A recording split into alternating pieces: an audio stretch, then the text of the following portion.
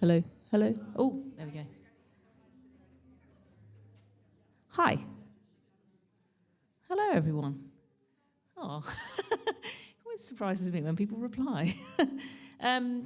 My name's Sally Shaw. I'm the director of Firstsite. Very welcome to Firstsite, everybody. Nice to see you all here, and nice to see everybody virtually online as well. Thank you for joining us all.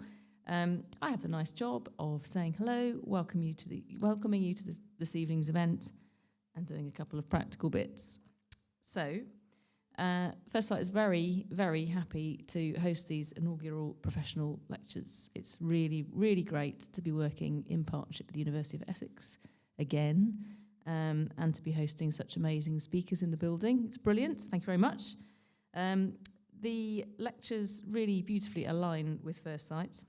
Our organisation, we're a contemporary art gallery, for those of you who don't know us. We won Museum of the Year in 2021. We won Museum of the Year because we are as radical, I would say, as the University of Essex is in terms of our work. I would say in terms of political engagement with communities and thinking about culture and what it can do to play a part in changing people's minds, changing people's lives, leading the conversation forward, trying to envision new ways to be as a society, all of which, I would say, happen a lot at the University of Essex at a very, very high level. The University of Essex is one of the reasons why I wanted the job at Firstsite, because I knew its history and I knew about the 1968 moment, etc. And it always struck me as being a brilliant, brave place. You also have an amazing collection, so loads of reasons. Anyway, Firstsite is very happy to be partnering with the University of Essex. I am continually flattered by the fact that last year I was made Honorary Fellow 2023, and it was a big compliment to me and also to the whole team really at Firstsite, so thank you very much again for that. I didn't know I was a big fan of basketball, but I am now, thanks to the Essex Rebels team. My daughter, when I was made Fellow, said, does this mean you're finally clever, Mummy? I was like, well, I've been working quite hard on that, but prior to this moment, anyway, it's a big deal, and it goes in a long way, and it remains a massive compliment. And we will continue to work with the University of Essex over many years to come, I hope. So we are hearing more from the newly appointed professors at their lectures this evening, and we will be carrying on the conversation around the issues emerging from those lectures later on. We have some drinks afterwards.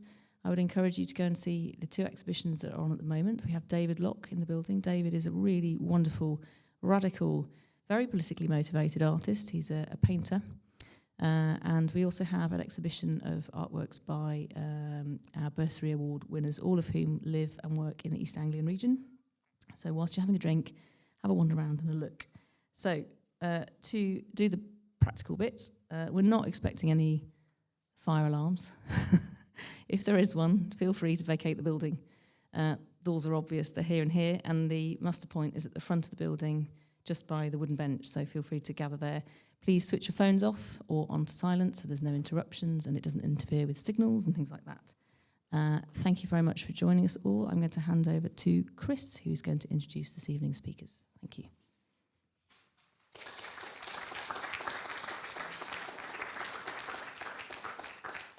Thank you very much indeed to our honorary fellow at the University of Essex, Sally, and director of Firstsite. It's really, really lovely to be here, everyone. Thank you so much for coming tonight to join us at these Professorial Inaugural Lectures. I'm Chris Greer. I'm Pro-Vice Chancellor of Research and a professor in the Department of Sociology, and it's wonderful to have you here with us tonight. When the University of Essex was founded in 1964, so we are 60 this year and having a whole series of events over it's a bit cheeky because we're straddling this year and next year to straddle the two academic years that take in 2024. But we committed in our foundation in 1964 to excellence in both education and research. We're a dual-intensive university, equally committed to both. In the 60 years since then, our academics have produced work which has inspired whole generations and helped establish Essex's reputation for research in the UK and globally. This research ranges from pioneering work on the poverty and inequality by Professor Peter Townsend to the development of the world's first publicly available computer language by Professor Tony Brooker. We continue to push the boundaries of research today, from promoting human rights around the world to pioneering the use of data analytics and data science in developing countries. Since 2013, our Professorial Inaugural Lecture Series has showcased our world-class research with nearly 70 lectures. Nearly 70. Tonight we're having lectures 70 and 71 across a wide range of topics, including the laws of war, inequality and mortality, being Indigenous in the 21st century. These lectures are a highlight of our academic calendar. It's another reason why it's really, really nice to be here tonight doing them off campus. Thank you. They give us a chance to come together to celebrate the world-leading research talent here at the University of Essex. Having both Professor Audrey Guinchard and Professor Fatima Issawi with us here tonight means that you will have the chance to hear from two outstanding academics from the Essex Law School and the Department of Literature, Film and Theatre Studies within the Faculty of Arts and Humanities.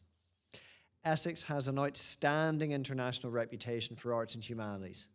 Essex Law School is in the global elite after finishing in the top 50 in the latest Times Higher Education World University rankings by subject, and was the 10th highest law school in the UK. Our Department of Literature, Film and Theatre Studies is an interdisciplinary department with expertise across the creative arts.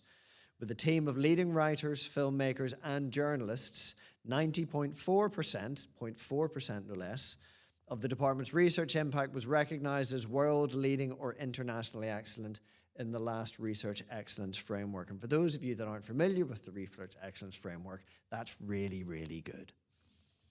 Across our three faculties, our community of more than 800 Essex researchers are change makers, innovators and free thinkers. They pose bold questions, tackle real-world problems, shape thinking and influence policy. Our Professorial Inaugural Lectures are designed to inspire and also challenge through the celebration of research excellence. You'll see all the qualities of our unique Essex research mindset demonstrated by the world-class academics speaking tonight. I'd now like to hand over to the Executive Dean and Faculty of Arts and Humanities and Professor in the Department of Film, Literature and Theatre Studies, Professor Sanya Bahun. But just before I do, a reminder that after the lecture, there'll be a drinks reception. Please do join us and mingle, where you'll have an opportunity to talk to the professors and to each other. Over now to Sanya. Thank you very much.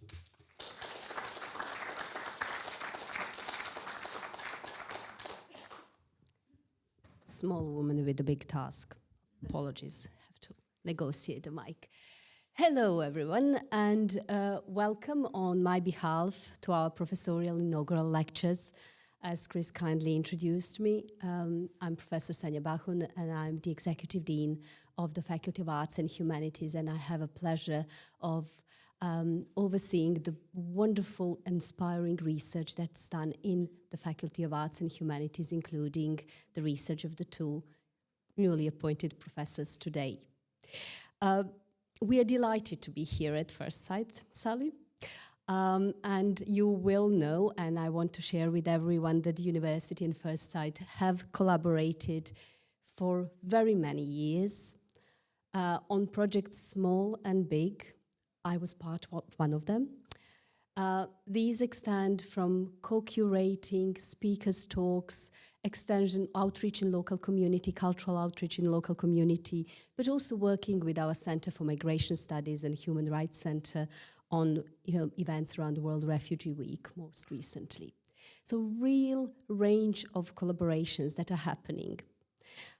The university and our students in turn gain much from our engagement with Firstsite and from Firstsite as such, from its promotion of the creative sector, the diverse exhibitions that you put on, and the opportunities for young people, as well as senior people of our local community that you have fostered and that you nurture here at Firstsite. So I would like to thank you, and thank you also on behalf of our students and staff for being this vibrant and dynamic hub. Shall I repeat it for the third time? Sally, present here, is our honorary fellow of the University of Essex. And this is in recognition of her contribution to the university, but also in recognition of her contribution to the arts sector as such. And I take it as personal pleasure to thank you, Sally, and to thank all the staff at Firstsite for continuing to use art and culture to take on critical challenges such as deprivation, food poverty, inequity, alongside all these wonderful art topics that we all know about. So, thank you. Now, thanks to the team who's hosting us today. At this point, I would also like to move us into the official proceedings. As Chris mentioned, we have two outstanding academics for you today. Really good menu, really hefty topics, wonderful research. I will introduce them one by one.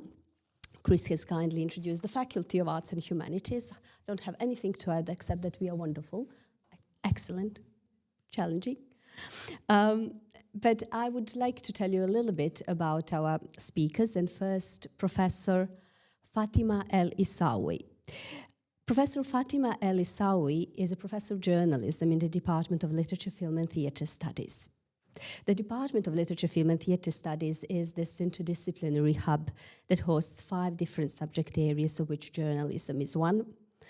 And the research is at the heart of the DNA of the department, all activities, and it feeds into both the undergraduate and postgraduate teaching. Within this rich environment, Professor Fatima El Issawi has a particular role of leading on our journalism research, our research in media industry with a specific focus on the Middle East and North Africa region. Her research mixes journalism, public communication, policy, and academic work. She has just recently completed a British Academy-funded big research project called Media and Transitions to Democracy, Journalistic Practices in Communicating Conflicts, the Arab Spring. And it's a very long and very rich project, and I'm sure Fatima will be drawing on it in her talk today. Fatima also has over 15 years of experience as international correspondent in conflict zones in the MENA region for leading international media such as Agence France Presse and the BBC World Service. So the impact of Fatima's work extends beyond academic research and reaches civil society groups, non-governmental organizations, and policymakers. Professor El Issawi, the floor is yours.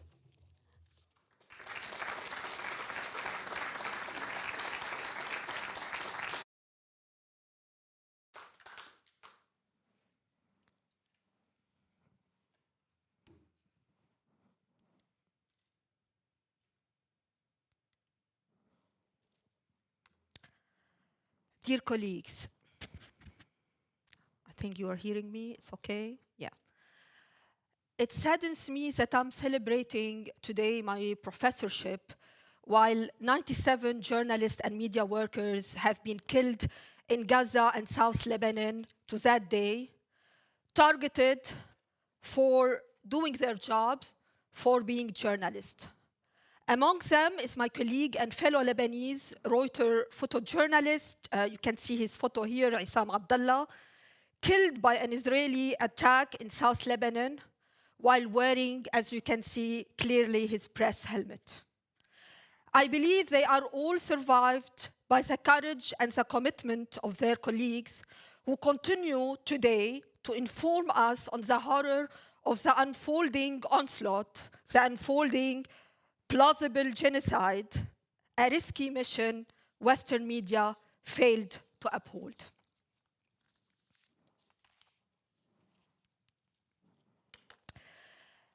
I'm very much privileged for having started my academic career as a scholar from research, leading empirical research on the interplay between journalism and the unprecedented political movement that swamped the Arab region in 2011 within the so-called Arab journalism. At that time, I was intrigued by the opportunities and limitations for journalism to act as a watchdog of the power to be, equipped with the expected normative questions.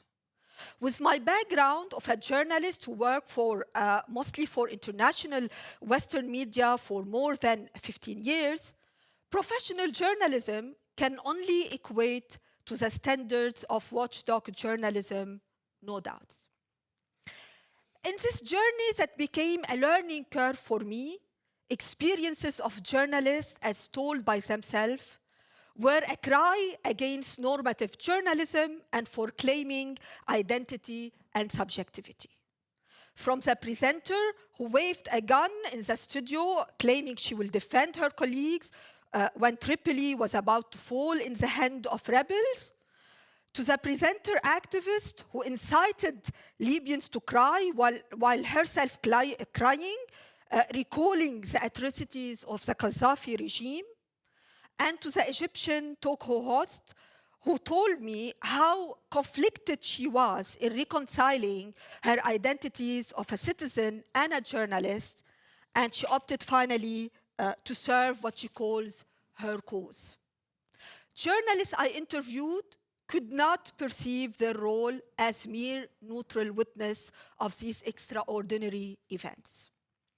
Reducing their experiences to the dichotomy of watchdog journalists holding power to account or the journalist mouthpiece of the regime is a harmful simplification in denial of the diversity of their practices. A dichotomy that transforms journalists into either scapegoats or heroes. This does not mean that they did not or still not looking to embrace the ideal of challenging the power, but this ideal is only lived within the bond they nurture with their community, group, camp, or what many of them called mission or cause. Otherwise, how can we understand today the experiences of Palestinian journalists who continue to report on unprecedented violence, claiming their own lives and that of their families, such as Al Jazeera correspondent in Gaza? You can see him in this photo reporting on the killing of his own family members.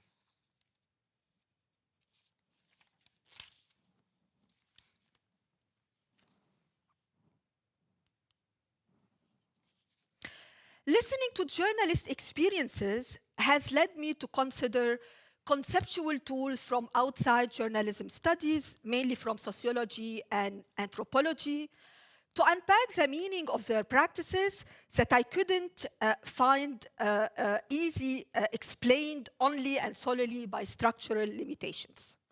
The system theory, comparing media system in advanced democracies, fails also to capture the fluidity and ambivalence and continuous swing from embracing political system values to challenging them at times. Thinking relationally, to borrow from Bourdieu field theory, allows me to understand journalism's complex engagement with change as being central to the very nature of this journalism, both responding to its environment and in turn being an active agent in shaping it. It recognizes struggle as being at the heart of journalism. The struggle is not only about power, but mainly about legitimacy, whose interpretation of the word is legitimate and therefore should prevail. My research was first concerned with media policy, as this was the trend at the time, but I soon shifted to more from structure, which is, as I said, the traditional focus of media policy, to the agents themselves, the journalists. So you can see here some photos from my fieldwork mainly in Algeria, Tunisia, and Egypt. Most intriguing questions for me were, if the journalistic field is formed by a group of actors who agree willingly to engage in a game, what does this game entail for Arab journalists? In a region known for some of worst form of repression, violence, and limitations, what do journalists find worthy in engaging with the game? What forms of agency they can enjoy beyond the model of the independent, critical journalists that was spearheaded by the international media development programs in the region as being the model of professional journalists.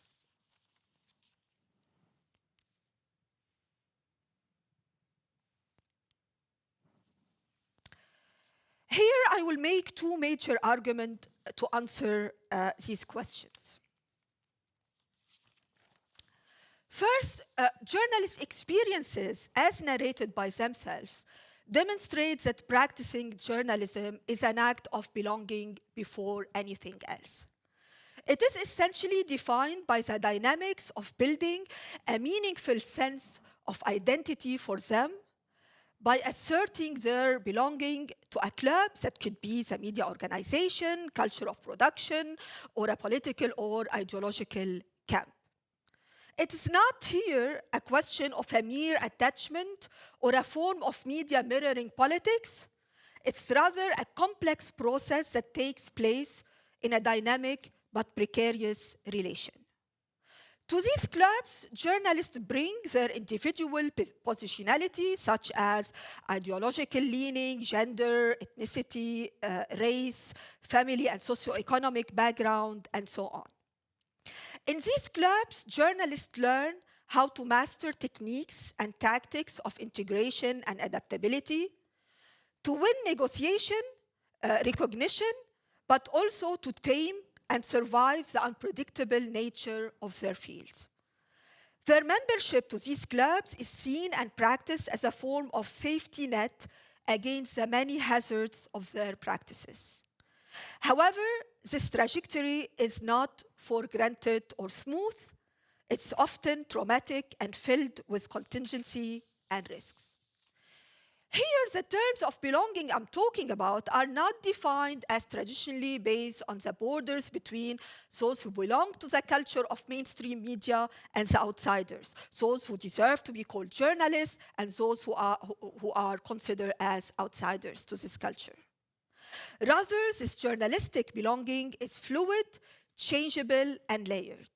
It captures the swinging identities of journalists and the struggle among contradictory sides of belonging.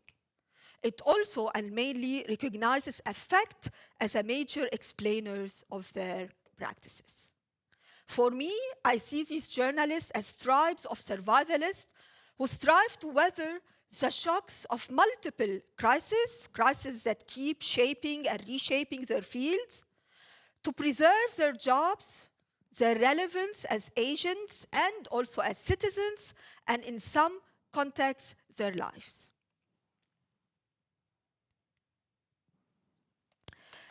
My second argument here is about journalists as resilient subjects.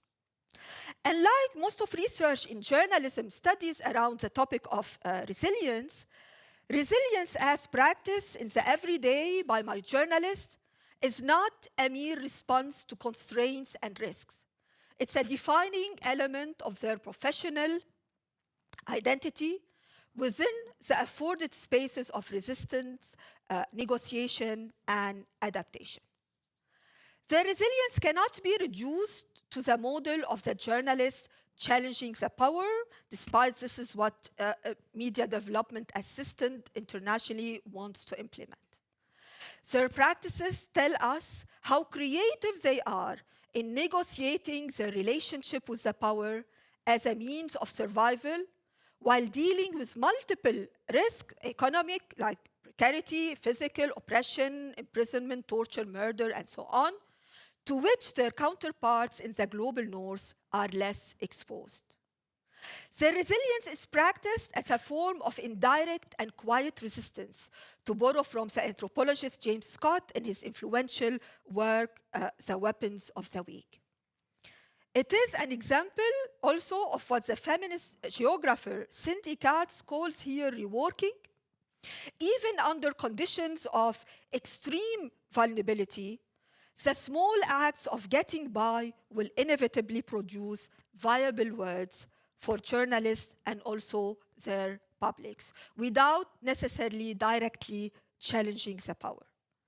It is a testament to journalists' agency to adapt to and to cope with repression of all kinds, and sometimes to rebel against it.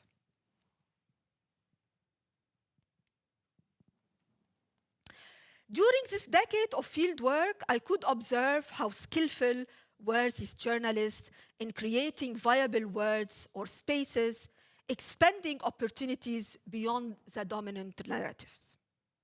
In the first example, we have here the editor of a leading independent newspaper who talks about the ability of reading the regime's mood by learning to decode messages sent by the sphere of power. In taking editorial decisions, this editor of a Moroccan independent newspaper must sense the right timing to raise voice or to keep quiet. Is the regime now more tolerant of dissent, or is the regime today less tolerant of dissent? Answering this question correctly is crucial for him to be able to do his job. The second example comes from the editor of an independent Egyptian newspaper. He describes what looks like a game of ping-pong with the regime to push the limits of the sayable, to borrow from political theorist and feminist Judith Butler. Journalists raise their voices when they believe there is a space to do so, or when the regime is weakened, and withdraw again when the regime responds toughly. In both examples, these acts of gambling are risky, and their outcome is unpredictable. For example, the Moroccan editor is today in prison. His newspaper has closed doors. They don't have any more money to publish. And the Egyptian newspapers that used to be a leading independent under the Mubarak regime is no more than a docile critic of the military regime in Egypt. However, these examples demonstrate how journalists combine practices of self-censorship or self-restraint as a pragmatic tactic for survival with that of watchdog journalism. I don't think that we can find a simple translation of these practices in the textbook of normative journalism. Journalist survival tactics present a variety of responses, from silence and withdrawal to fully engaging with activism and paying the price of it. In the first example, we have a young female journalist talking about what she described an atmosphere of horror.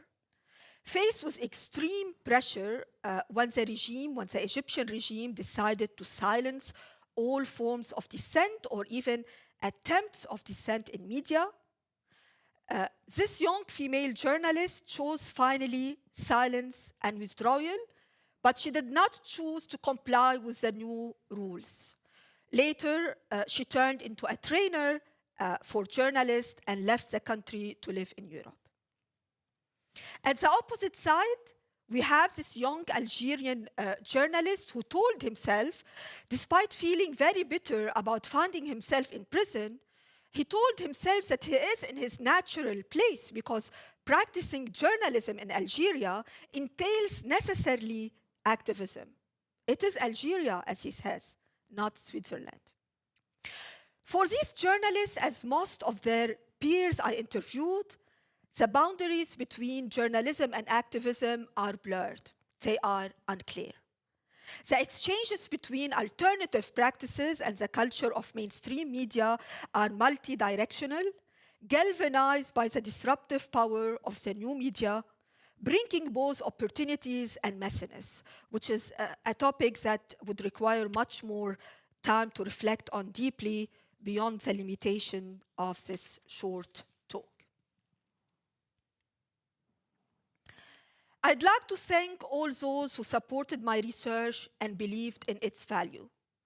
First, the Open Society Foundation, the Middle East Centre of the London School of Economics, the British Academy Sustainable Development Programme, and especially the University of Essex through several internal grants. These grants were very important. They were instrumental in maximizing the research impact and by launching a debate about among journalists about their practices, and by guiding international media assistance for the region. This research was completed during various phases from 2012 to 2022. The research combines semi-structured interviews with journalists and media stakeholders in 5 countries in the MENA region, which are Tunisia, Egypt, Morocco, Libya, and Algeria, countries that witnessed movements for change. They were combined with participant observation in newsrooms, analysis of regulatory texts, and structural reforms.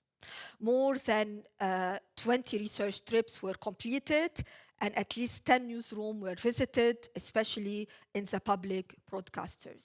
This length of empirical research has enabled me to understand and to capture forms of transformation and stability in journalist practices and identities while they were coping with unprecedented, swift, and rapid political change.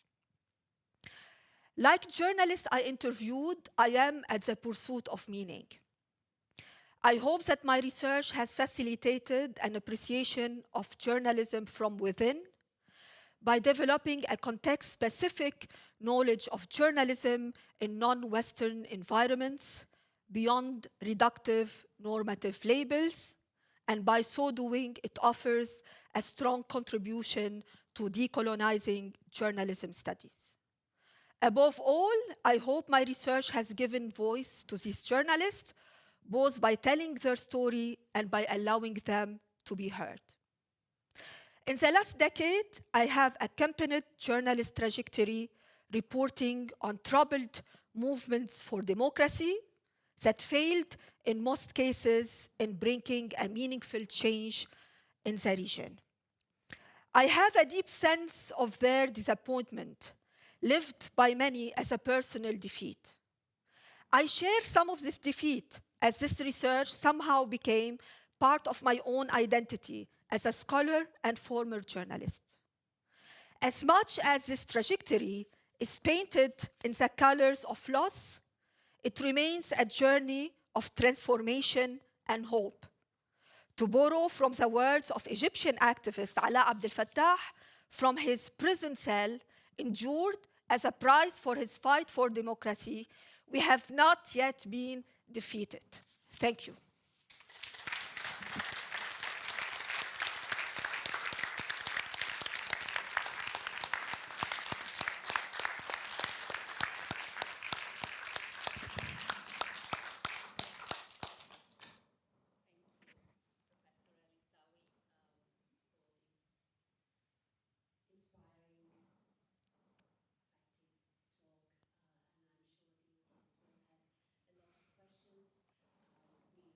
I will first proceed with another professorial talk, and the two will, I hope, work in a really good juxtaposition to open up a variety of questions for our speakers. I'd like now to turn to our Professor Audrey Guinchard. Our next professor, Audrey, is a professor in the Essex Law School. And Essex Law School, as Chris already mentioned, is one of the most brilliant gems in the crown of fantastic research in the Faculty of Arts and Humanities. It has a global reputation for its research, particularly in areas of human rights law and practice, areas of business law, public law, criminal justice, health law, law and technology, and socio-legal studies. You have heard that Essex Law School is top 50 in the world. Remember that. You can also hear that they are third in the UK for research power in law. We can, toy with these numbers, but it's really people, researchers like Audrey, that make up that fantastic research performance and that are changing people's lives. Because Essex Law School works with the United Nations, with governments, human rights organizations, and corporations across the entire globe. Professor Audrey Guinchard's own work, since she joined Essex in October 2000, no, it can't be. Too young for that. So her own work has really contributed to this international reputation. As her work proceeds through the intersection between data protection, cybercrime, cybersecurity, and human rights. Audrey also explores how digital technologies challenge traditional legal concepts and regulatory frameworks for the better, as well as sometimes, unfortunately, for worse. Audrey's own research has contributed very importantly to the project of reforming the Computer Misuse Act, which at just over 30 years old had not kept pace with the rapid technological change and required significant reform to make it fit for the 21st century. This project was promoted and coordinated by the Criminal Law Reform Network and launched in Westminster, so you can look up Audrey's really important work on this reform. Audrey has also published on more classical questions of criminal law, and her latest publication is actually on French criminal law's approach to the lack of capacity due to mental health disorders. And some birds somewhere tell me that was described as a fantastic contribution. I want to also highlight Audrey's commitment to internationalism and internationalism in education.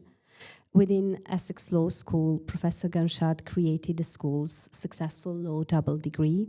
This is our LLB in English and French law, and she has successfully led on creation, implementation, and successful running of this double degree, which the UK Academy Award, which received the UK Academy Award by the Franco-British Lawyers Society, among many other accolades.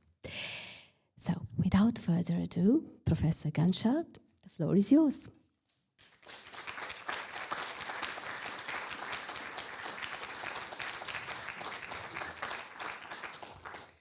Thank you, Sonia. I hope I'm going to live up to the talk, because that was indeed emotional. And it's a different topic, but it's still talking about journalism.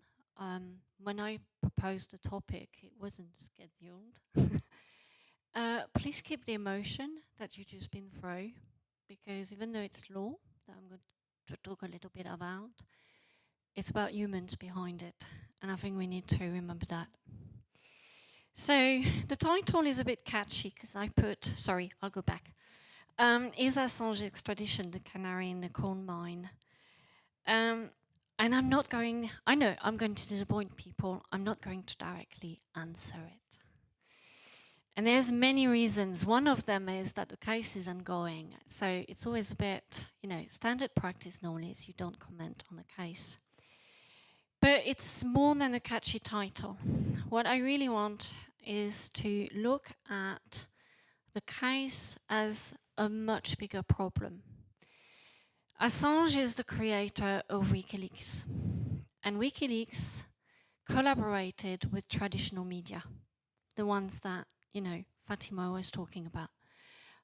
New York Times, Le Monde in France, El País, The Guardian, Der Spielberg, the big names.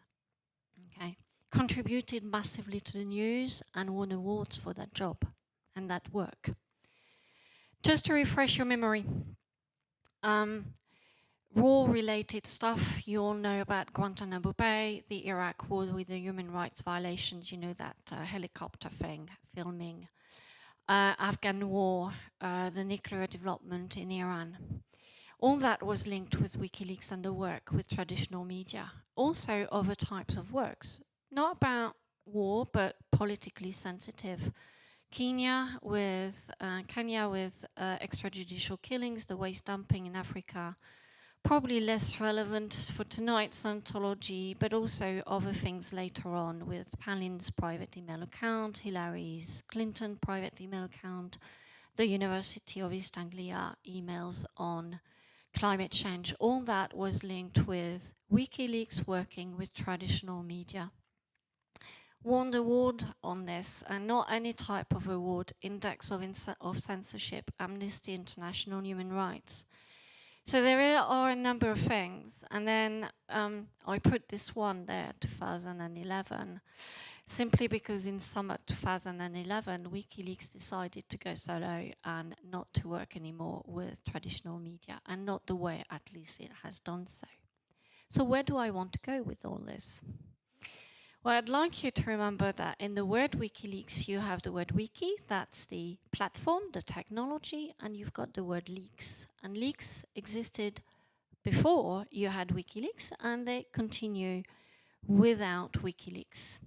Before the famous one, Pentagon Papers, Watergate, you also had Catherine Gunn. It was made into a movie not that long ago.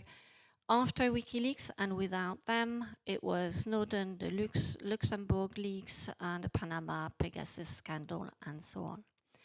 So what I would like you to think of is leaks and as part of news gathering practices and how that has been affected and changed by the digital age, by the new technologies, and the problems in law that it creates. And in my field, it's especially criminal law. And I'd like to do that because in a world that is extremely polarized, where it's always a black and white answer, I think answers are far more complex than they normally we can think of. So how do we go through that journey? I'd like to go on news gathering practices in the digital age and explain. I spend a significant amount of time on this. Then a little bit back on WikiLeaks to show you the parallels. Then the big problem of criminal law, because that's a bit the title of it. And then the conclusion, if there is a conclusion. News gathering practices. The obvious, what is gathered? All right, you know the answer already. It's data, it's information. All right. But it has many formats. You can have oral, visual, you can have paper. Pentagon Papers with the Watergate, it was 7,000 papers. If you were to have them in this room, you probably have a good chunk of that stage.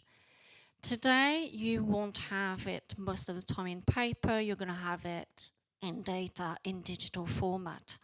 WikiLeaks come in, but you also have Snowden, you have all the leaks that I already said. And actually it gave rise to a new form of journalism called data journalism.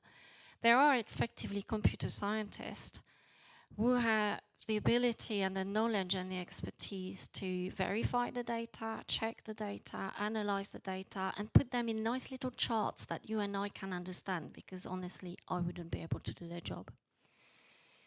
So they gather data and they receive data. And who gathers? And I'm placing myself here on the journalist side. So obviously when I'm in journalism, I tend to refer to traditional media, the big newspapers. It could be, local also newspapers. The ones who exercise this as a profession, what Fatima has just talked about. We also have to bear in mind today that we've got citizen journalism. So they're not professionals, they are ordinary citizens, you and I, but they're going to decide to report, to do certain things because they see it as their duty to get that information out. And that has been recognized in the law. So I'll put you the case. I'm a lawyer, I still put cases. Okay.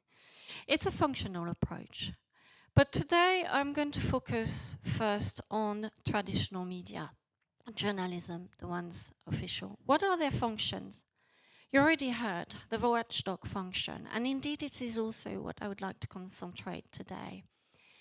But you don't have just that. This is one of the many classifications here that you have. It can be just facilitating. It can be about, education. But the one that I'm really interested in is the picky one, the watchdog, detective monitoring. That notion that the journalist is there as a participant and is active, it's never completely neutral. Actually, can you really stay completely neutral? And it is that I want to do, and that notion you challenge power. So you've got the data, you've got the journalist, how do you arrive to the two? How is information gathered? How is it accessed? Now, my own view is that you've got the direct access and the mediated access. It's my own classification. So direct access is the one that can be facilitated because you've got Freedom of Information Act. You can write to some institutions and get information about what they do and so on. Can be them witnessing events, often dramatic events, but not always. It can be the use of open data sets. It can be a justified access, so they themselves normally should not have access to that data and that information. Maybe it's confidential, but they got a public interest defense in the law, and it's a defense to the offense. And then you have the things that they normally should not do, which is, you know, hacking, undercover reporting. That normally is not the standard practice, but it happens. But the one I'm really interested in is the next one, is the mediated access, the sources. You have routine channels. Every journalist have their nexus of people who they know. Sometimes it's even government that organizes the leaks through the channels, you know. For investigative journalism, you have the above, but that's not the only thing that happens on the field. They also have a diversity of sources. Sometimes they never known their source, and they've got to get to know their source. So you build relationship with your sources. And that's what I'm interested. What are the dynamics of those relationships between a journalist and a source? So after multiple reading, it was my whole research leave in 2020, just before the pandemic. I finished the research leave with the pandemic, effectively. We have actually dynamic of exchanges. So this idea that the journalist has a contact, a one-off contact with a source, is effectively pretty rare. What happens is usually they have a regular contact with their source, at least for the time of the story, sometimes for longer. The key thing is journalists are not passive recipients. They're not just there awaiting for the information to come in. They're going to cross-check that information, even if the tip was given by a source. They're going to go back to that source to sort out what is the source wanting. Are they really, or is she or is he genuine? What can we expect? Can they have more information that is relevant to the story? So they're cultivating exchanges, and that leads to dynamics of what I call attribution. Do they attribute the information to the source when they write the story and they publish?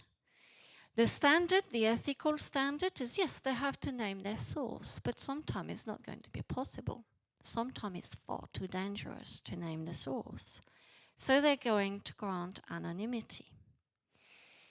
Sometimes it's a variation of that, it's confidentiality. So they know the identity of the source, but they're not giving that identity to the public. And they're protecting that source for many reasons. It can be victims that needs to be protected. It can be that it's a whistleblower. It's always dangerous, but you have ethical codes of conduct that effectively looks at how do you grant confidentiality, what are the reasons behind that. Now, all this comes together when you've got investigative journalism, the ones that do the public watchdog function. Exchanges, those dynamic of exchanges, where do they start? It can be about simply getting a tip. That's about 35% of their information where it starts. It's about sources from the outside. But you can see that they also do an enormous amount of work, because 47% of their stories start with their own work. But once you have that starting point, you're going to have to dig into a story. You're going to dig into can you get more information? Can you cross-check that information? Is it valuable? How do we assess that information? And because they tend to challenge power, as you've just heard, well, a lot of their sources are going to be from government. Actually, 80%, according to studies of anybody who won the US prize between 1976 and 2012. And that leads to dynamics of attributions where the standard is not going to be naming the source. The standard is going to be anonymity, if it is possible, or confidentiality. And there are many reasons, but one of them is that it tends to be linked with leaks, data leaks. The disclosure is usually unauthorized. It can be very highly sensitive, bringing in national security with classified documents and in the knowledge that we have today another classification of documents under the national security label. So how do you protect your sources if you are a journalist? A couple of screenshots, I've done that a couple of days ago, circled where you have the protection. So The Guardian is very clear, it's Secure Drop. Secure Drop is Google Drive, Dropbox, but secured with encryption. And if you are very clever, you can actually drop anonymously and not just with confidentiality. The other newspaper, New York Times, Washington Post, they are a bit more subtle. They just say, give us a tip. Okay, it's not feedback, it's tip. The reality is when you click on their pages, you can go and see and check yourself. You have the same thing as The Guardian. And what do? They explain to you the technology. That if you want to access Secure Drop, you're going to use Tor. Tor, by the way, is a network encrypted that stops trailing people and tracing them. It's financed by the US Department of Defense, okay, used by journalists. You're going to have to use other things. One of them is a little USB flash drive that gives you an operating system. So what do you do when you're a journalist and you want to receive information that usually will challenge power, usually linked with government, sometimes with businesses? Well, you provide Secure Drop. You provide on your website the ability for the source to give you that information and to do it at least with confidentiality. So, news gathering practices, what are they today? When you're not in the field witnessing difficult stuff, you rely on data. And a lot of what we see in the newspaper and what we read is about data analysis. It's not only that, but it is that. Investigative reporting, it's about 62% of the stories, and I know the number is slightly biased because at least that was only looking at the Western world. Okay, I do not know what happens elsewhere. But all that is still have dynamics of exchanges and dynamics of attribution. So the fact they're going to talk to their source, even if the source is from government, they're going to grant confidentiality with the use of tools. You've got the big picture. So, coming back to WikiLeaks. Same information that we've just been is on your left. WikiLeaks is on the right. Okay. So it's the same information I gave you on the left. I just put it slightly differently. Both Secure Drop for traditional media, WikiLeaks today and before, and WikiLeaks was a pioneer because Secure Drop was invented in 2013. Before that, you only had WikiLeaks. They are a repository. It's a way of getting and dropping that information, downloading it, uploading, downloading. It creates dynamics of exchange and dynamics of attribution. Because if you've got something highly controversial that touches on national security, you're going to try to attribute confidentiality to your source. You need data analysts, because there's no way you can get that data, especially terabytes of data, by yourself. Today you use algorithms, by the way, AI. You have both that are publishers. They may be a bit different in the sense that traditional media likes to have stories. It always curates data. You've got some mistakes sometimes, but it usually curates data. It means never publish the data without having taken some sensitive information, for example, to protect sources. And not just the source of the journalist, but also informants, for example, when you've got national security data.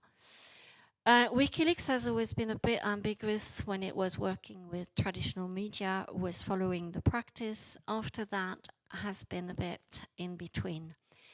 Both use mediated access to information, so are going to have links and conversation and exchanges with their sources. For WikiLeaks, the most famous is Chelsea Manning.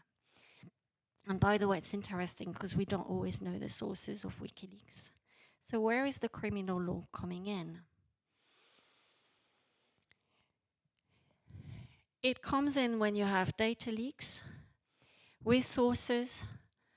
And even if you have a journalist and a proper professional journalist who followed ethical codes of conduct, that may still fall within the scope of criminal law, and they may still commit offences. And that's the point, actually, is to say that the job may be just with data, not witnessing horrors, but yet still be very dangerous. So data leaks, 9 times out of 10, they're not authorized. The people who own that data or who keep that data safe normally would not be happy if it had been communicated to third parties, including journalists, let alone the public. And that in itself can be captured by multiple offences, both the access and the disclosure. You have data protection offences, you have the hacking, the ones that we tend to think of with the Computer Misuse Act. You have, for the UK, the misuse of public office. You've got the Official Secret Act, espionage in the US. And of course, you've got conspiracy. So conspiracy is just 2 people coming together, getting an agreement that they will do all the above. Okay? They don't have to do the above. They just have to agree that they will do it. Journalists, if they have direct access, will be obviously the author. Otherwise, it will be the source. So when you have mediated access for journalists, what is their liability? Their liability is as an accomplice. It's secondary liability. And it's all linked with the dynamics of exchange and attribution. Why? Because when they provide the tools, you know, the secure drop thing, all right, they're aiding the source. They're providing the source to give them access to data that is not authorized. And then they have no authorization. And when they talk with their source, which is normally standard practice, well, it can be easily, especially in UK criminal law, captured as encouraging the source to give more information. But if you look at the Pentagon Papers, which was a long time ago, and you look at the obituary of Ellsberg, that's exactly what happened. The journalist saw Ellsberg several times, and each time it was, do you have more information? Do you have more data? It was encouraging to leak in law, in legal terms. So Assange, we'll talk about him, we don't talk about the rest. So Greenwald was charged in 2020 for hacking. It was dropped because everybody moaned about it. There was an uproar, okay? So that's, you know, he escaped, but I think his reputation saved him. But the problem of data leaks is also recognized by the global network of investigative journalists. What do they do with that hot potato of data leaks of unauthorized data? And the problem of criminal law is, can it provide protection? Now, in criminal law, you don't have immunity. It was argued actually in the Assange case, and it's right, there's no immunity. The only people who are immune is the children below 10 years old. Okay, that's finished. So once you're outside that immunity, so journalists, you can have prosecutorial guidance to help avoiding unnecessary charges and prosecution. But the most effective one is always public interest defenses. Can we apply generic defenses? It was tried, they tried to argue necessity and duress, and there was no way it could work. If you want to know more, I'll explain later. But more importantly, you know, all the offenses that I named, none of them have a defense except the personal data. Unlawfully obtaining personal data has a public interest defense for the journalist and the whistleblowers in the public interest.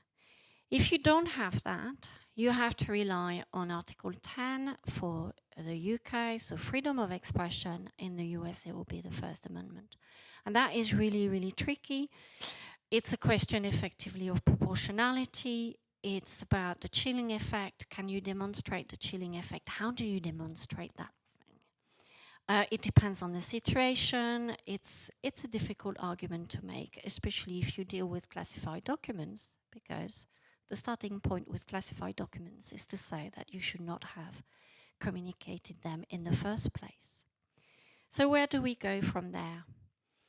I think we need to remember Data and data leaks is and are central to news gathering practices. That, by definition, means we've got dynamics of exchange and attribution with sources. Journalists have to talk to people. And that means providing them their tools. But that, even if they follow their ethical code of conduct, is a crime. And the protection is weak. It's weak because the most effective when you use the arm of the criminal law is the public interest defense. So that's what I'm arguing for. And the problem is not new. In 1990, it was discussed when they were discussing in Parliament the Computer Misuse Act, the future one. There was an amendment, and it was put to protect whistleblowers and journalists, and guess what? They said, oh no, it's not needed. It's never going to happen, right? Too late. But we still have the data protection, and that shows you that it's not a new solution. It's something that already exists since 1998. The new version is 2018, but it's the same principle. Now, why do we never talk about data protection? Well, it's because you can't have extradition and you can't have prison. It's only have a fine for it. Okay. So it's never part of the picture in the discussion, but it is important because it's one way forward. And that's the point here, is that we need to protect journalists. And the public interest defense, the main thing, is that it allows a transparent discussion. People, you know, it's not a free rein, it's not a free pass for journalists. They still have to prove that what they did was necessary, and that means that they didn't have any other choices that was reasonable. And on the top, that it was proportionate to their aim and the public interest that they intend to defend. It also obliged them to name what is the public interest, which is not knowing about, you know, celebrities and whether they are with this person or with that person. It's about the public interest as public good. And that's it. Thank you very much.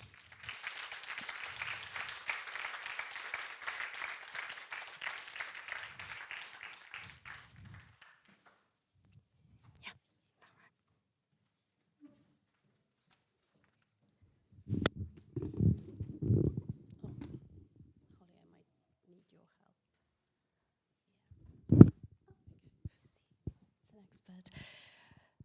Thank you, Audrey. Thank you, Fatima.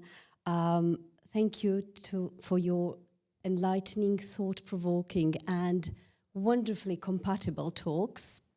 You have focused us very sharply on real people engaged in real situations, journalists to whom we all owe every day a debt for providing information, for probing information, for negotiating data, and for reaching out to our common humanity.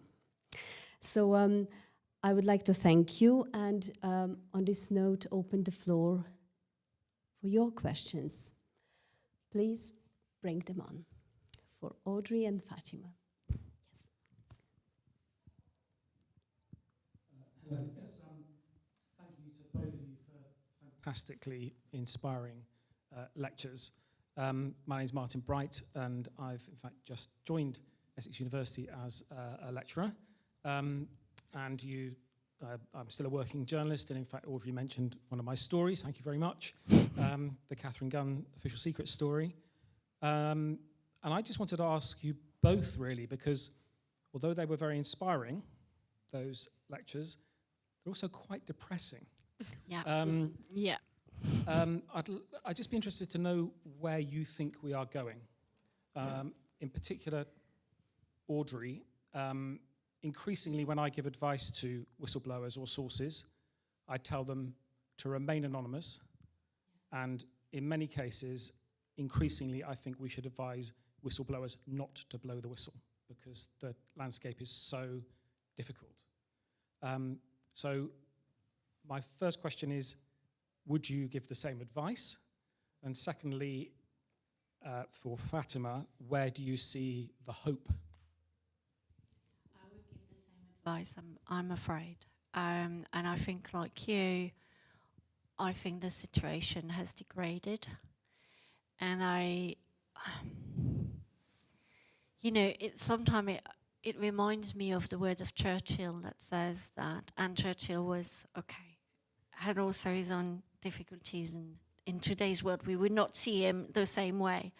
But he said something roughly that is, democracy is the worst of the regime to the exception of all the others. And I think we tend to forget that one. And we tend to forget that in a democracy you need to accept dissent, and you need to accept to be challenged if you're in power. And that's tough, because it's not nice to be challenged. But I think that's part of what a democracy is, or at least a regime that is not completely autocratic. But yes, I would say to be extra cautious, because the law is not in favor of whistleblowers. Even with the EU directive, obviously now the UK has left the EU, but even with that, you need to be in employment. I think retaliation is so easy, much easier than to safeguard whistleblowers. And for journalists, I think, I think it's a very dangerous job today. I mean, the fact that they thought of putting charges against Greenwald in Brazil after the Snowden leaks for things that were about challenging corruption in the government, I think it says it all. Thank you. Now, Fatima, you have to give us hope. Because that was the question. No, I mean, all my talk was about hope. I mean, it's emotional, of course, but we are still here. Shortly, to answer your question, every year we have thousands of students who study journalism, who enroll in journalism in the Arab region, despite everything. Are they only willing to serve the power? Are they only opportunistic? It's not reasonable to say yes, of course not. There is this and that. So I think this game of ping-pong with the power is still ongoing, and it's not only always the question. The answer is with the relation with the power. I mean, it's situated in their belonging to their communities. How can you explain that journalists don't want to leave Gaza today, knowing that they most probably will die? So there are other questions that we need to ask here. Well, hope is a big word, but we survive. We are survivors. I think we are good survivors, and most of journalists are. And so I'm not at all pessimistic. Thank you, Fatima, and thank you especially for signposting thousands of students of journalism in the MENA region, but also here at Essex and everyone around the world who are committed, who are this hope on the horizon. I have many hands, and Holly, do you know who raised the hand first? No. Excuse me, we'll start in the row. So first you, and then we'll work around the room.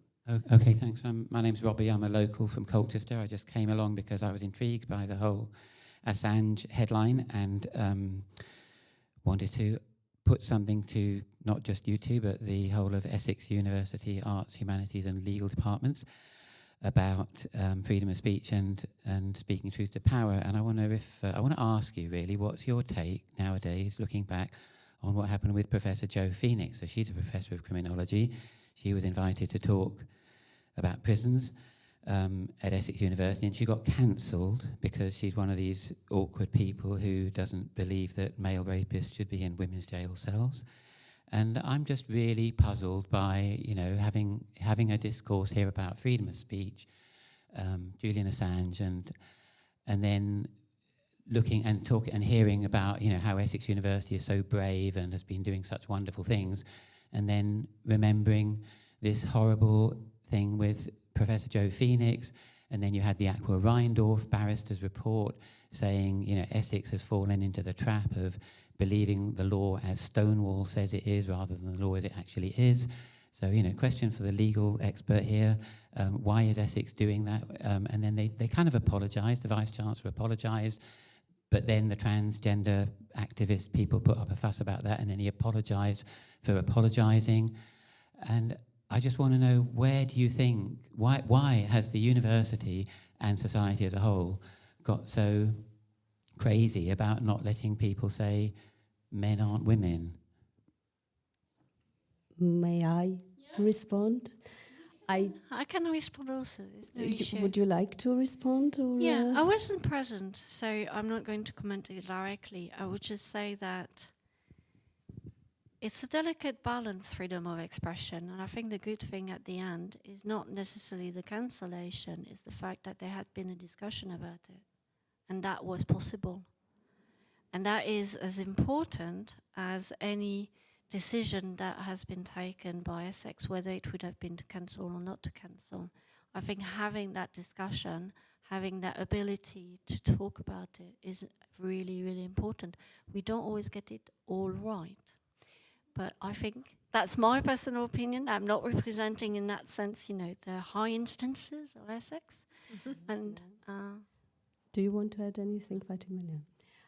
Well, thank you for the question, and I just felt it was a question that was not necessarily linked to the two professors on stage, but Audrey has very helpfully outlined my response, which is really about not the consultation, but the discussion and the open discussion. Freedom of Speech Act will always be comfortable and uncomfortable, really important leverage of democracy, and that's what Audrey started with in her presentation and quotation from Churchill. But the key about it is really to enable consultation, discussion, and investigation. And I think investigations were held in both of these cases. So I think that's where I would sit on. Now, thank you for the question, and the very fact that we are answering that question is a testimony for the University of Essex being inclusive and investigative and open to all challenges. So thank you. I believe there is another question here. Thank you. Thank you, Tara Van Ho from the Law School. Audrey, thanks. I have no questions for you. I'm sorry. That's all right. I'm pleased that it is to Fatima. Even before we got to Audrey's presentation, I was reflecting on the fact that the conditions for journalists that you were describing are so much more severe than what we see within the UK and the US context. And at the same time, the pressure on journalists has led to a lot of capitulation to positions of power and to the governments. So we have seen, pressure from the governments on journalists in both the US and the UK, and we've seen toning down of some of the criticisms in both places. What lessons are there for the journalists in the US and the UK from the MENA region? Oh, wow.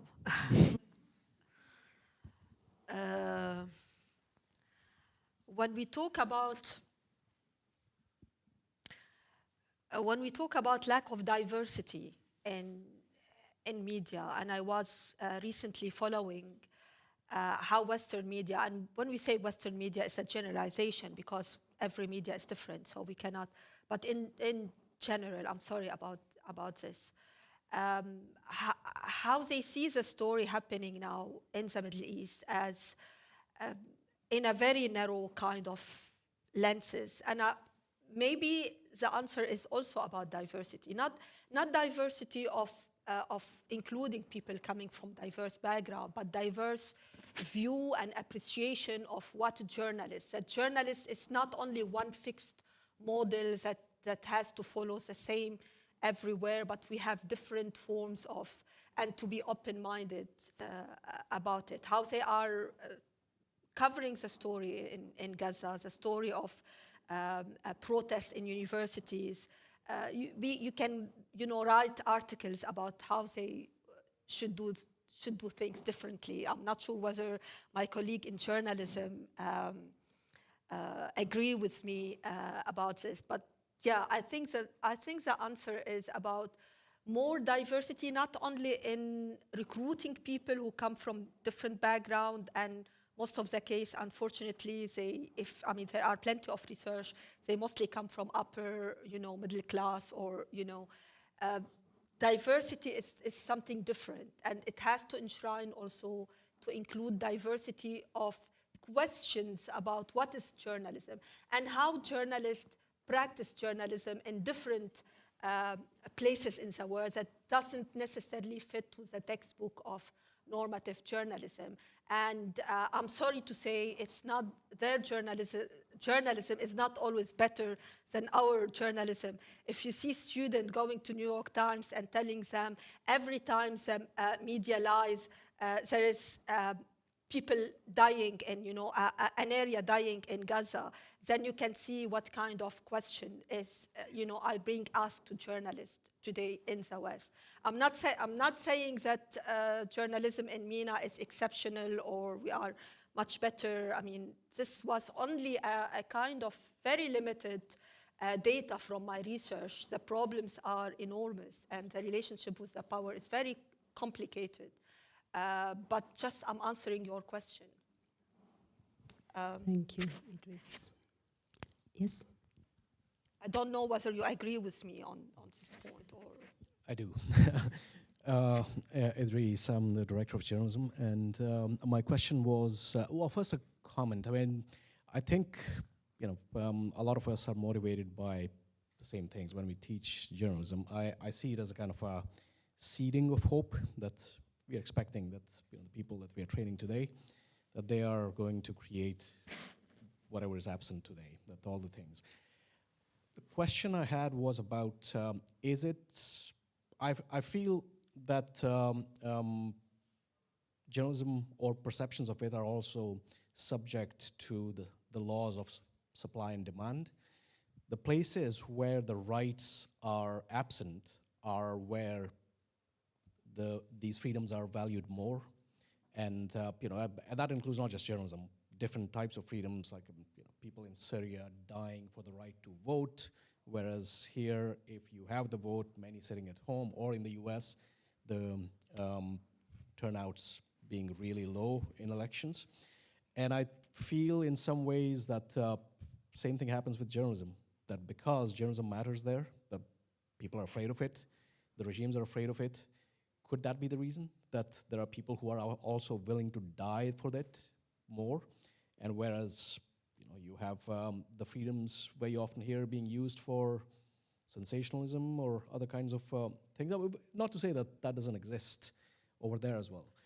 And I think that's why the question about laws becomes important, because very often we assume that these are immutable or they can only deteriorate. And I think unless we can somehow convey to students and even citizens that not only that these things are not fixed, they can be improved as well. So, they don't necessarily just have to deteriorate, that we need to, if we don't take them for granted and we do something about them, maybe we can make them better. We could.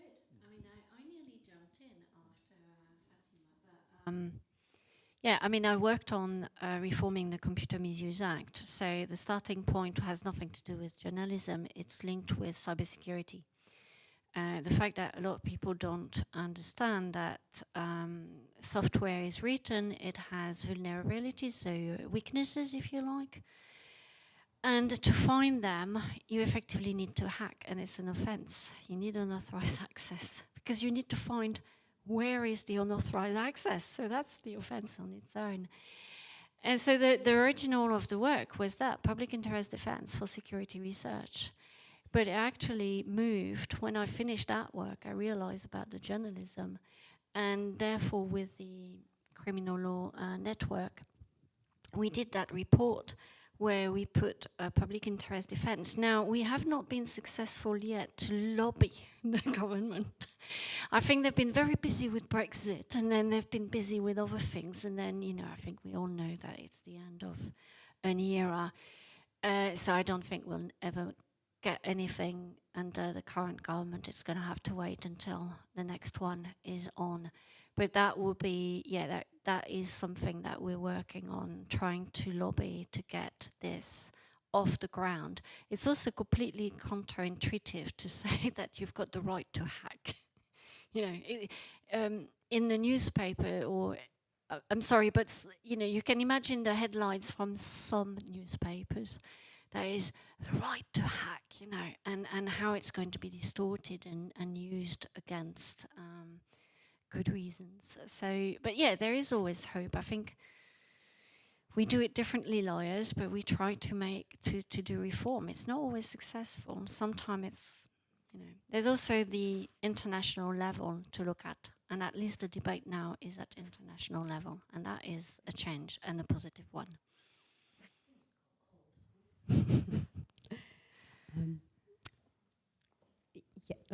Well, yes. First, yourself. Oh, I think. Apologies. I think that up there was the first hand, and then we'll come back to you if that's all right. And Susan over there. So first there, and then Susan. Yes. Thank you, Matthew. My spatial privileges are all over the place, but I hope I'm Thank keeping you that. for the fantastic talks and the sort of reliving of recent history that took back to a lot of news stories. One of the more conceptual questions I had in my head actually relating to both of the talks is about belonging and the notion of belonging. And Professor Fatima, you raised this concept. So I'm interested if you could unpack what you mean by belonging, and from your research, is the trend towards journalists feeling a belonging to society or to their profession or to their employer or company or some other entity? And then in the sense more of ownership and belonging for the data, Audrey, I wonder, before you even get to the criminal offense, is there a question of who the data belongs to, particularly government-held data? Do they have ownership rights over that data, or are they holding it on trust for the public, which would potentially have different implications as you assess the elements of the crime, but again, relating to belonging? Do you want to start first, Fatima? Or Fatima. do I start? Please I'll be start. quick, because the Audrey. question could keep us busy for a couple of hours. To put it short, data is an intangible, and a lot of legal system would not recognize ownership on it. You may have copyrights, but no ownership as such. In terms of national security, it will be an interesting concept to hold it in trust for the public in order to be accountable at one point. But in legal terms, data cannot be, it's very difficult to, there is one person from the Netherlands who argued that you can own data, but she still has not managed to convince any of my data protection lawyers. Thank you, Audrey. Fatima, Why belonging? This is the question. Look, I was puzzled how to understand their experiences, because in this long period of research, the swing I saw in,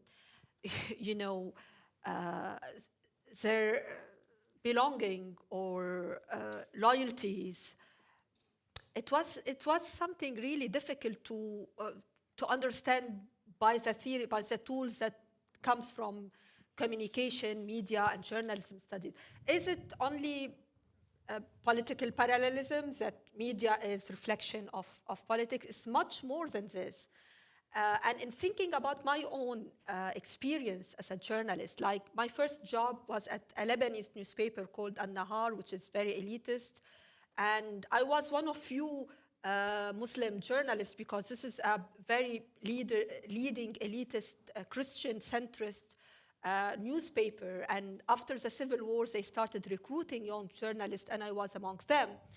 And later on, I learned in the job by senior colleagues, and I just understood that the employer gave me these fabulous opportunities, not forgetting that I'm also Sunni. So I come from a community where they have very limited number of journalists, and each journalist report on their community. So I was supposed to bring information from MPs from this particular communities to the newspaper. So somehow I was representing this community, because for the owner of this, he wanted that this diversity was there, but in terms of bringing them something, not because he, you know.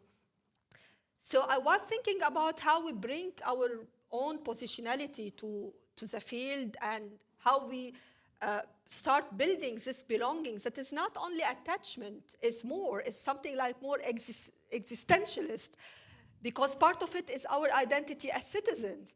So despite being a very good journalist, I was also a Sunni good journalist in this newspaper. I'm not sure whether I explained it or answered the question, that it's something much more than only, you know, reflecting the political field. This is why I found this notion of belonging most reflective of their experiences. And it's also changeable, because it doesn't mean that it will continue forever. You can lose your membership to this club, you can be pushed out, but it's also not easy to jump and work in another newspaper, because you come with your label, you come with your your situation, your positionality, as I want to say, as I can say. Thank you, Fatima. Go ahead. But to answer your question, I was thinking the thing that really troubles me is the fact that there are studies now that have shown that documents classified under national security are over-classified, up to 50%. And that is a trouble, is that notion of trust and belonging. Why are they over-classified? They don't belong to the power as such. The classification is only to protect temporarily for reasons that are indeed linked with dangerous events. But if there is an overclassification, it means that either it's an over-appreciation of the risk, you know, an overestimation, or it's something else. And maybe that's where your belonging question comes in. But I don't have an answer. I'll let others talk.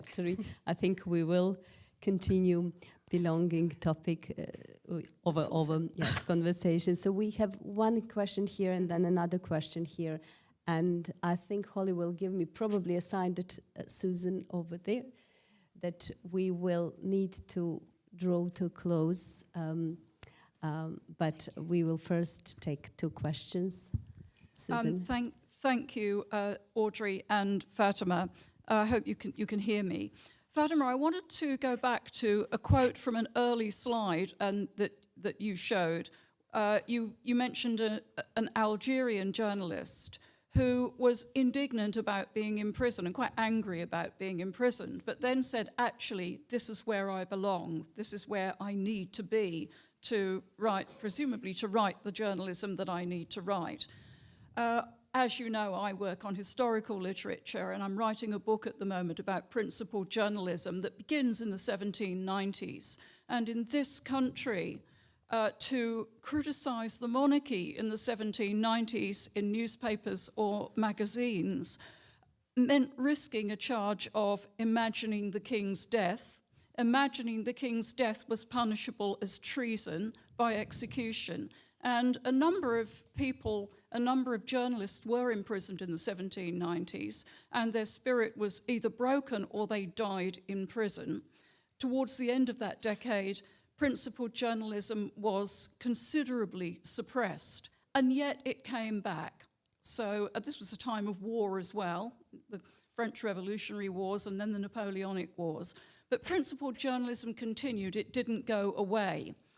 I was wondering if both of you might want to say something about the spirit that is a spirit of belonging that enables journalists to continue working with those terrible circumstances.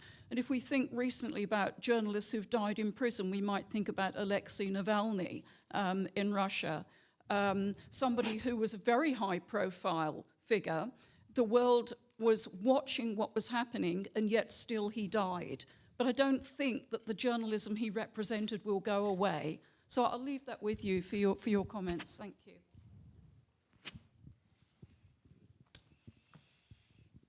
Could you start? You start. Very rich question. When I listened, I thought of Voltaire. I'm French originally. And if anybody ever traveled to Geneva, they know that Ferney-Voltaire is very close by. The reason he chose to buy this property is that he could literally take his horse, ride across the border and escape imprisonment from the kings in France. He was both a writer, a philosopher, and a journalist. And indeed, at the same time in France, being a journalist was not a safe place. So at least it was also, like Fatima said, pushing those boundaries. And then sometimes you pushed it a bit too far, and you better get your horse and drive across the border.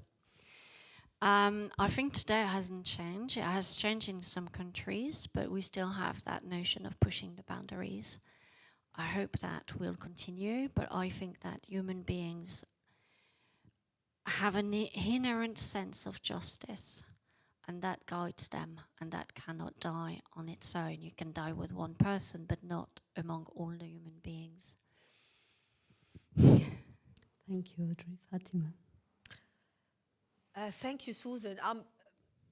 When I went first to, to interview journalists, and I'm coming from the BBC, so of course objectivity, neutrality, all this are essential, crucial. So I was taking this question, like how do you fairly represent all parts, and they have to, and they had lots of training, and the training was all around this model. But the claim for subjectivity was a strong call that mainly also because it was, the stakes were very high. The regime is changing, and there are this fight between different tribes or clubs, or, or again, to go back to belonging. So I just find that I'm speaking another language, and either I'm not understanding them, or they don't understand me, and I have to shift to try to understand what's going on. But in between the two models, like the Algerian who has to leave the country, thanks to a campaign by international watchdog, media watchdog, and he's now working for one of these NGO as a spokesperson. And the other example of the young journalist who just chose to be silent, not to do any, but her silence itself is a form of activism. There are these pushing the boundaries practices that are amazing, and how creative they are in, in playing this game and taking risks, although it doesn't work always. Like this Moroccan editor, and he impacted me very much, and I don't know why, but he gave me lots of details about this play, about how he reads the mood of the regime. So today we have, for example, a news about the king, Moroccan king. He's angry. Why he's angry, we don't know. So he has to understand why he's angry, because if he publishes something that is very high, the anger can come towards him. So it's all this, and he said to me, he said, I am more important than a lawyer, because I don't ask lawyers. Lawyers will tell me don't publish anything because everything is risky. But I'm the judge of when to publish. It did not work with him, because he ended up in prison for something that is related to personal affairs, penal code. This is how the Moroccan regime now put cases against journalists based on the penal code for personal offenses that are not related, but understood as a way of retaliation for their activism. Yeah. Thank you. Finally. My question is quite broad. Thank you very much for your fantastic talks and for your absolutely fascinating answers.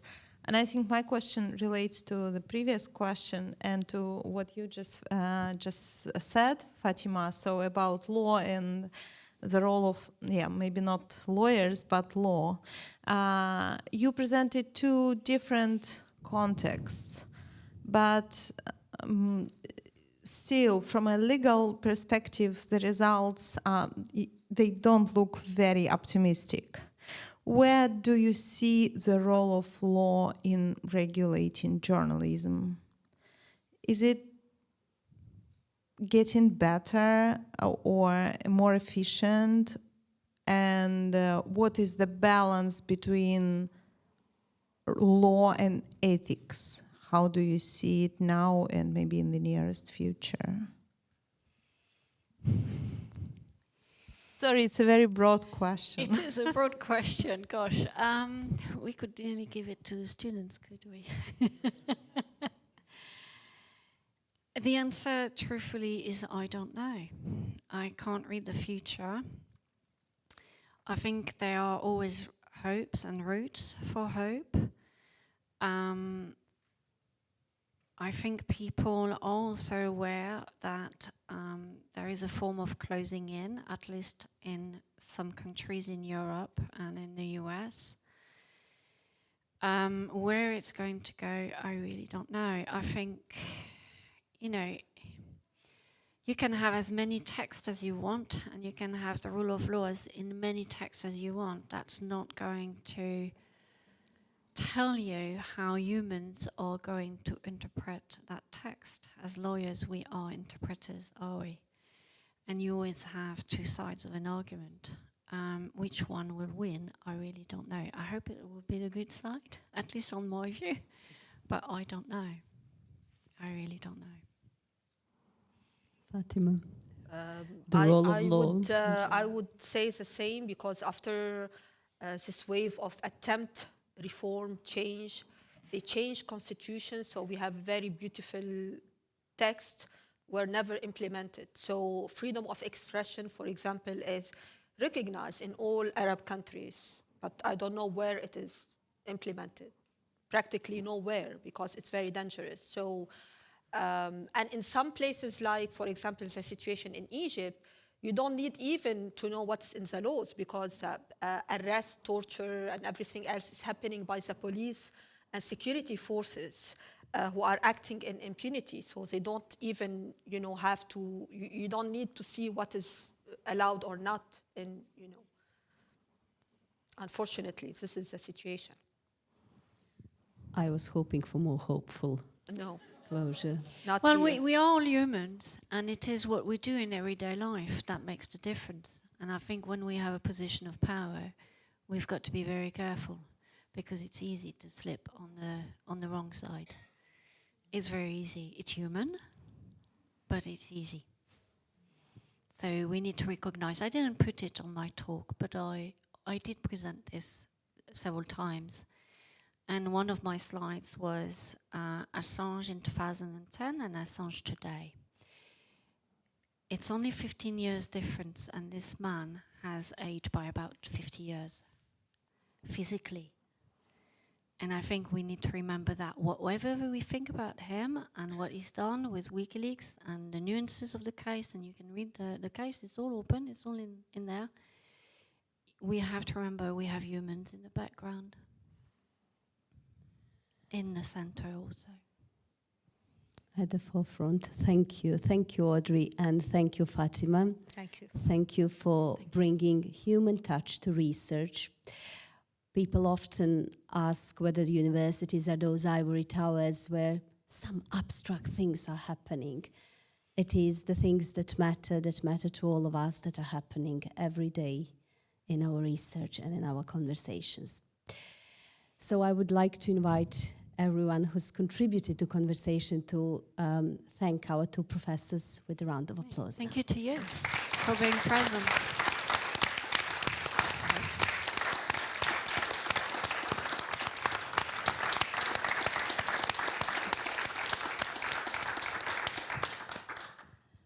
And I have an announcement for the next event in the series. Our next Professorial Inaugural Lectures will take place on Tuesday, 21st of May. Also here at Firstsite, when we will be greeting Professor Elizabeth Cootie from the Department of Literature, Film and Theatre Studies, and Professor Holly Maples from the East 15 Acting School, offering insights from their research and research in practice, drama, theatre. So make sure you come back on the 21st of May. It only remains for me to bring this evening to a close and to thank you all and to invite you to drinks reception, those of you who are in person. Apologies to people online only. But for those in person, I'm inviting you to a very special drinks reception. You have learned a lot about our professors today, about their research and about their personal and professional strives. But you don't know, they're also very good DJs. So they have jointly assembled a soundtrack that you will be listening whilst having your drinks or reception. Thank you and welcome to the drinks.